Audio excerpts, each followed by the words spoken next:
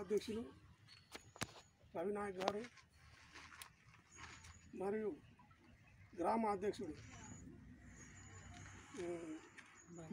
మల్లేష్ యాదవ్ గారు, పౌడాల తిరుపతయ్య గారు, మరియు వెంకటేష్ గారు, మరియు కొండలు గారు, మరి అతి ముఖ్యంగా అనుకోకుండా ఎప్పటి నుంచో వస్తాడు పార్టీలో కానీ సీనియర్ నాయకులు అందరం వెయిట్ చేసినాం. వెయిటింగ్ కొరకు మేము వెయిట్ చేసినాం.